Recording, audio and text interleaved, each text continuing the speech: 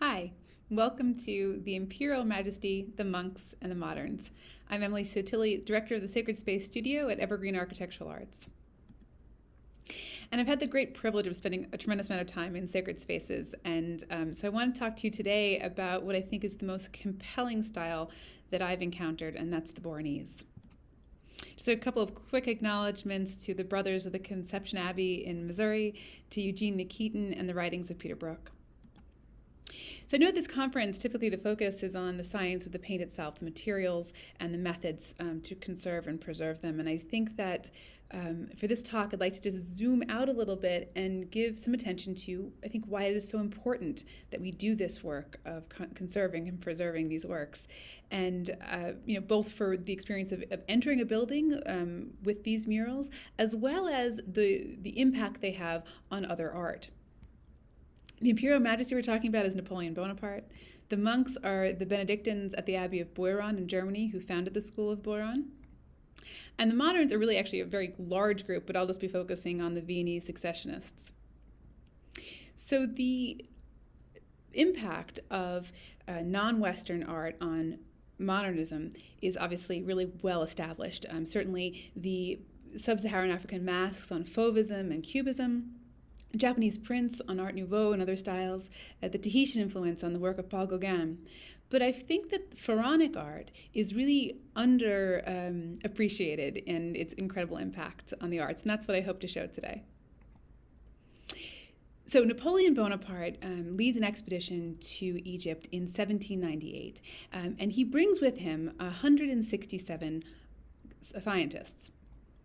This is the Battle of the Pyramids. Here they're fighting the Mamelukes who were ruling Egypt at that time. And this is successful for the French, but overall this is a military disaster. The British explode pretty much their entire fleet and leaves everyone stranded in Egypt, which for us is fairly propitious because they make some extraordinary findings, including the Rosetta Stone, and the architectural, archaeological, and zoological documentation of the wonders of Egypt. And of course, this information has come back to the continent before, but never with this level of detail and precision. And this allows really some important understanding about proportion that's used in pharaonic works. This is all collected in the Description de l'Egypte, and actually it's because the scientists are able to bring this back with them as personal effects in 1801. The Rosetta Stone is too heavy to be carried back with them, and so this goes to the British collection. And an Egyptomania ensues. So using this allure of ancient Egypt to sell cigarettes and sheet music and jewelry. This is in St. Petersburg, a factory in England, a Masonic temple in Belgium. Wedgwood is making pharaonic-inspired tea sets. And of course, the great interest in this idea of immortality and interest in a post-resurrection society shown in the pharaonic works. And this is, of course, very interesting to Desiderius Lenz, who is a brother at the Abbey of Boiron, and a brother Gabriel Wuger, who don't have a picture of, but they are the co-founders of the Boron School of Art. This community is very interested in the revival of Gregorian chant, and Lenz and Wuger are looking for a visual equivalent. The aesthetic art at this time is something like this, very Bouguereau, very romantic. It's naturalistic, very sentimental, and Lenz really felt that this prized the humanity of Christ over the divinity. These are beautiful babies, but they could kind of be any babies. And so he also really disliked Rococo and Baroque. He felt that this was decadent and just too much. Also, it was time-bound. This sort of dramatic moment that's captured was at odds for him for the eternal present in which God lives, where there is no past and no future. So actually, there's at the Abbey at Boiron, there's a altar in this style which Lenz takes a hammer to and personally destroys.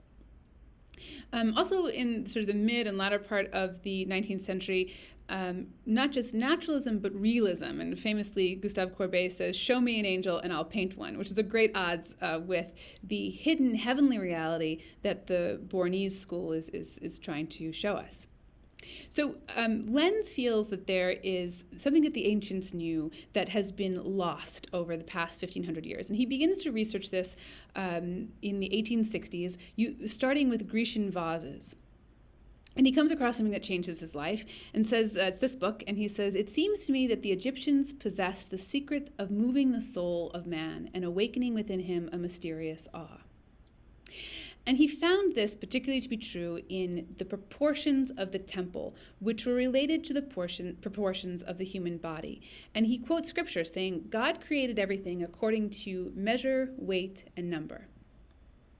And underpinning all of this philosophy is the golden mean, or the golden ratio, the golden section, which is found, in the cosmos down to the plant life, certainly in the human proportions, as well as in the temples of Egypt. And so these are the sort of maps of the diagrams of the temples in Egypt on the left-hand side of both pictures. And then another brother at the Abbey has sort of mapped out this geometry that he's creating with Lenz. And having a canon like this, as they did in ancient Egypt, really appeals to this sort of the rule, the Benedictine sensibility, which follows the monastic rule of Saint Benedict.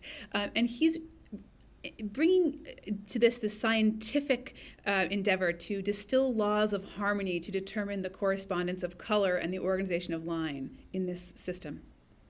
It's very heavily influenced by Platonic ideals, so the good, the true, and the beautiful. Vitruvian principles, the idea that temple proportions are derived from human proportions, and the Augustinian theology, in particular, that the constituent parts of beauty are clarity, harmony, and integrity. So here's a diagram of how he's using this geometry to build the human form. And you'll see that in figure 3, that the Star of David is actually really at the center of this. So in this canon, the cube or the square represents the Father, the tetrahedron or the triangle represents the Son, and the Holy Spirit is represented by a sphere or a circle. And this is all in the aesthetic of Boiron. And so he uses these to sort of build these forms, and the temple itself as well, but the overall as well as each constituent part. So you can see how the eye itself has this architecture that's built around the Star of David, so this circle and triangles within it. And this is very much related to what Leonardo da Vinci was doing with his Vitruvian Man, which he derived from Vitruvius's writings, which talks about this relationship of proportion, but doesn't actually give numbers.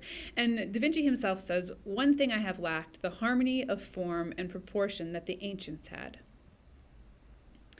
And Lenz really feels that things go terribly wrong when perspective is introduced. He says that it annihilates the pure spiritual work of geometric measurement.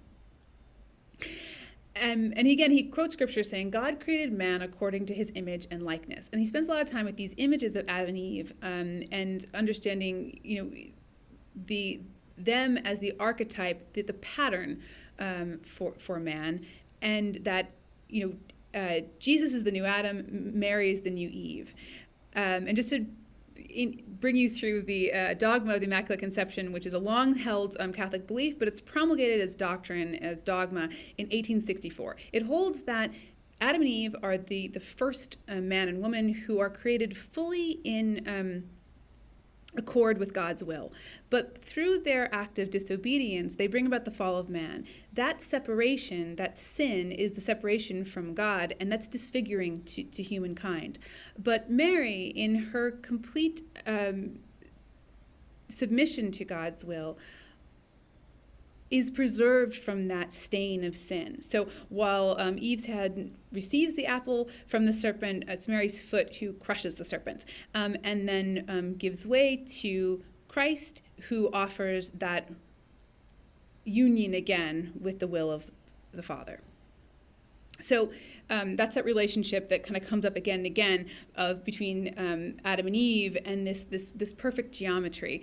And actually, Lenz says or writes, "Adam must have known all the secret depths of the aesthetic geometry of God. The laws of measure, number, and weight. Seth or Enos were the first who began to prepare a special house for the worship of God, i.e. conceive and carry out the building of the temple. We must understand that these men were the pupils of Adam, hence the oldest and first motifs of this art of the temple building were those which we find in the ancient art of the Egyptians, in works dating from a time when the knowledge of God still existed.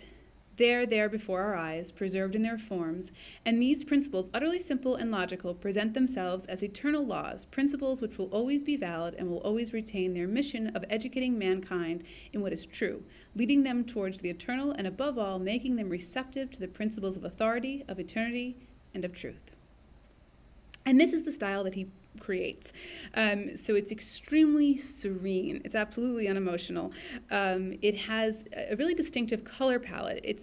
There's saturated colors, the blues and the reds, but it's not very contrasting. It has great, the use of line in an outline in the folds of the clothing. It's extremely symmetrical, and we can also see that this style with the wings that recall Isis's wings and the papyrus, that this has this great influence from the Egyptian works. And of course, each element is created with that underlying geometry. This is an image of Lens's ideal temple, which was never realized. And it's not limited to what we consider sort of artwork. It really embodies this idea of the Gesamtkunstwerk, the total work, which is also shared by the arts and crafts movement and the Viennese Successionists and the Lenabi. So this is vestments, chalices, liturgical furnishings, a tabernacle, sculpture, and then of course each element having that interior sort of architectural geometry. So the monks who are creating this work are anonymous. They're not, no one's signing their name to the works, and they're really acting in the same way that the choir does when they are chanting. And this is a wonderful chart created by Brother Michael Marcotte, kind of discussing the various relationships between the Boronese art and chant. So its ancient origin, its proportion, its symmetry, the color palette, the anonymity, the otherworldly contemplative quality of both creating it as well as experiencing it. This is at the Abbey at Boiron. Some details. That's in Prague. This is the Sister Benedictine Order of Nuns. This is Monte Cassino, the sort of mother house of the order. And sadly, a lot of this work was destroyed in the Allied bombing in the Second World War. And so, interestingly, some of the best examples of this work actually are in Conception, Missouri. And you can see this, the murals lining the walls. These three monks came over from Boiron to become a part of the community in Missouri, and with the monks in Conception created these murals. That's their image of the Immaculate Conception.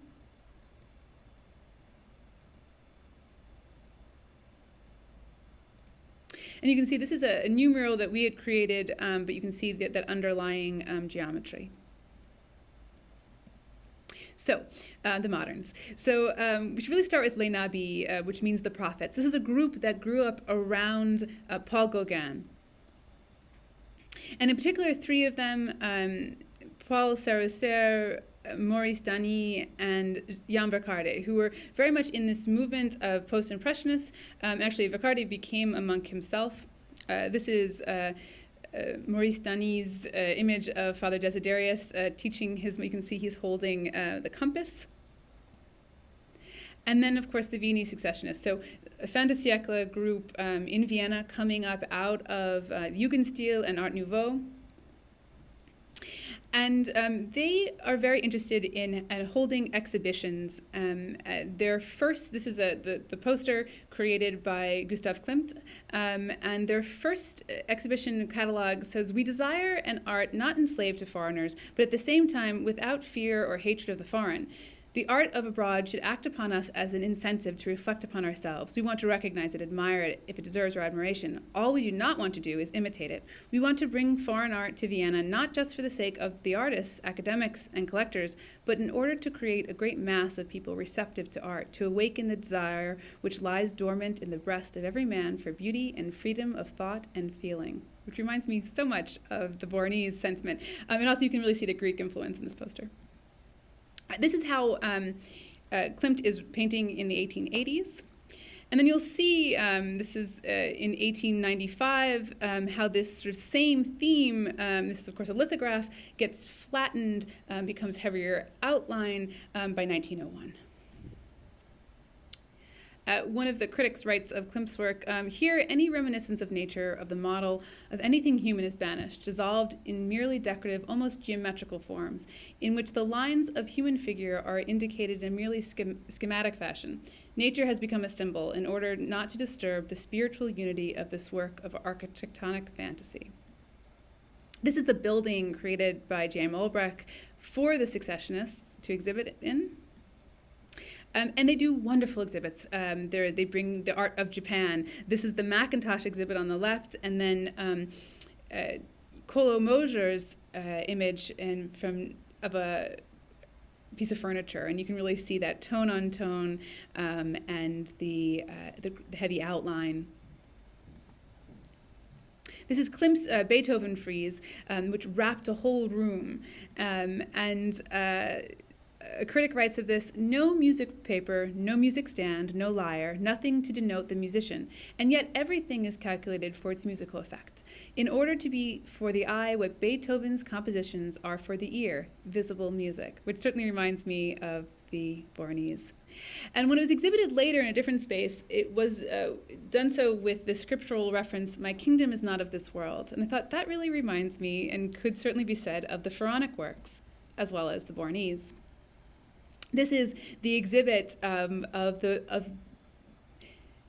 the Boronese monks in Vienna, and who were invited by the Viennese Successionists to paint with them. And their catalog says, the members of the Boron school are never referred to individually. The brethren are content the individuality of each shall be merged into that of the community. One and all, they look to nature as their guide and teacher, and work after her laws, copying no one. This is a church designed by Otto Wegener, and Colin Moser was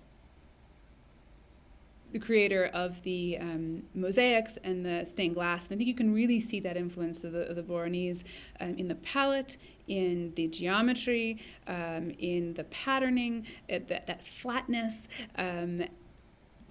Here's the use of text, and this is for the stained glass, and here it is realized. These are the mosaics. And Lenz was invited to and did create a chalice for this church. And by 1907, 1908, you have Gustav Klimt's iconic work, The Kiss.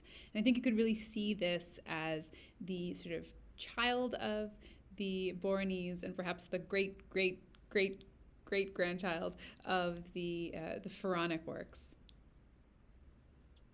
And just to bring your attention to an American mid-20th century architect, Edward Schulte, who is working, I really think, in this tradition as well. This is the Cathedral in Lexington, Kentucky. It has a sort of almost Art Deco feeling about it, but you can sort of see that temple in it. Its proportions are, even though it's sort of a stripped down classical, its proportions are classical. It also has this this sort of bas relief on the exterior, and the interior really picks up on that idea of the Gesamtkunstwerk, that entering it is a completely immersive experience into the meditation desired by the cathedral itself. So, this is the Cathedral of Christ the King, and we find that the pendant lighting is in the shape, each fixture of a crown, that the tester is crenellated, that the figures themselves are abstracted, somewhat elongated, and really dependent on line. That these images of the angels, which you can kind of see towards surrounding the altar, has a really strong relationship to the angels that we saw in the apse of the Benedictine Sisters monastery in Germany that the Boronese decorated. So I think and I hope that once you're aware of this style, that you start sort of seeing it everywhere. I certainly have. And I hope that you've enjoyed this sort of quick trip around the world with me, and I hope that it's whetted your appetite for the Boronese. I hope you enjoy the rest of the conference. And if you have any questions at all, I'd like to discuss this further. I could certainly talk about this quite a bit more. So be in touch. Be well.